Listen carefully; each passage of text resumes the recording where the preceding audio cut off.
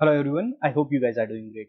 तो अगर आपने एडमिशन के लिए अप्लाई नहीं कर पाया है CSAS पोर्टल में टाइमली, जैसे मान के चलिए आपका जो एप्लीकेशन है वो 10 अगस्त को क्लोज हो चुका है, लेकिन अगर आपने 10 अगस्त तक अगर अप्लाई नहीं कर पाया है तो there is a option to participate in the counselling process of DU PG admissions.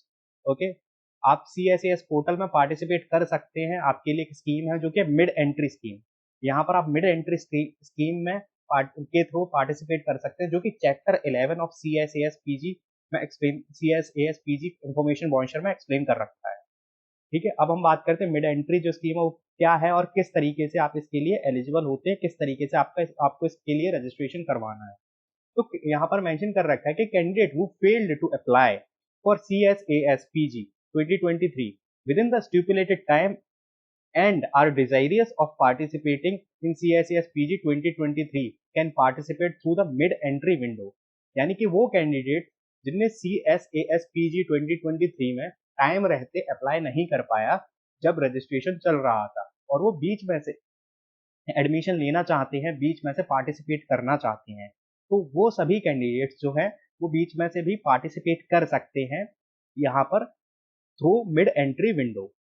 ठीक है, जो कि अनाउंस करी जाएगी यूनिवर्सिटी ऑफ दिल्ली में। When ever university announce it, जब भी अनाउंस की जाए आपको ध्यान रखना है, यूनिवर्सिटी की वेबसाइट चेक करनी है कि कब मिड एंट्री जो है वो रिलीज कर रहा है यूनिवर्सिटी ऑफ दिल्ली। और जैसे ही मिड एंट्री स्कीम वो रिलीज कर देगा, अनाउंस कर देगा, आपको उसी टाइम पे मिड एंट्री के लिए रजिस्ट्रेशन करना है bye paying a mid entry fees of ₹1000, जो कि नॉन रिफंडेबल होगी।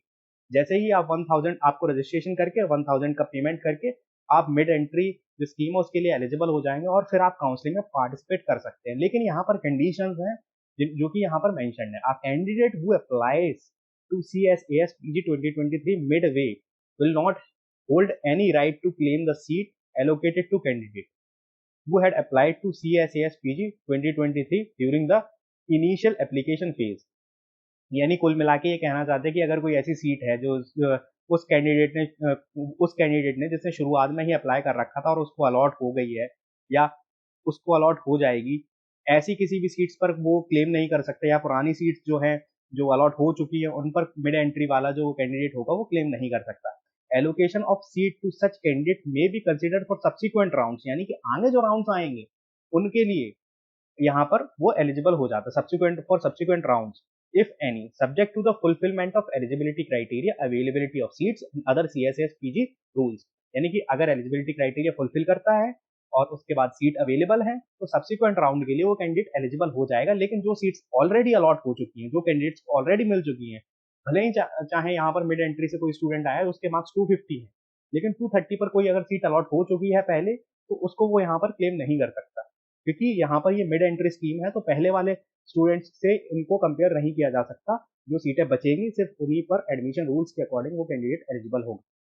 Once the seat has been allocated to the candidate who applied to CSAS PG 2023 midway, it will be mandatory for him her to take admission on the allocated seat. यानी कि किसी भी candidate ने अगर mid entry से midway से apply किया और उसको कोई सीट अलॉट हो जाती है इन सब्सिक्वेंट राउंड्स, तो यहाँ पर अगर उसको जो भी सीट अलॉट होगी उसको वो लेनी पड़ेगी, वो बाउंड है वो सीट को लेने के लिए। ठीक है, failure to accept the allocated seat will forfeit the candidate right to seek admission to university of Delhi. अगर वो कैंडिडेट उस सीट को नहीं लेता या कोई एक्शन नहीं लेता तो यहाँ पर वो सीट जो है वो कैंसिल हो जाएगी और जो कैंडिडेट का जो राइट होगा वो फोरफीट कर दिया जाएगा यहाँ पर, और कोई राइट नहीं बचेगा कि candidate further subsequent round of counselling में पार्टिसिपेट कर सके।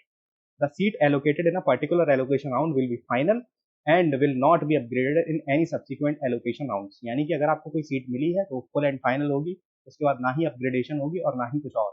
अगर आप सीट लेते हैं तो देन इट्स फाइन, अगर नहीं लेते तो वो सीट आपकी चली जाएगी और आप फर्दर सब्सिक्वेंट राउंड्स में एलिजिबल नहीं होंगे।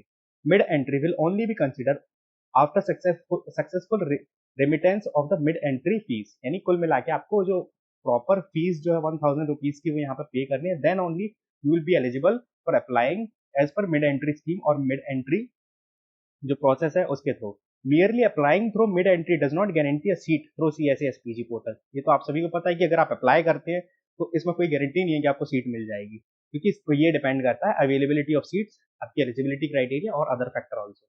यहाँ पे मेंशन किया गया है कि mid entry will not be allowed for performance based programme, MA music, BPEd, MPEd and sports supernumerary quota. यहाँ पर सीट्स आपकी जो परफॉर्मेंस बेस्ड प्रोग्राम है उसके लिए नहीं अवेलेबल होंगे। तो ये थी mid entry scheme. I hope आपको क्लियर हो गई होगी। कोई डाउट है आप कमेंट सेक्शन में मेंशन करिए, मैं कोशिश करूंगा उसको रिस्पॉन्ड करने की। So with these words, I'm concluding this video. Thank you so much.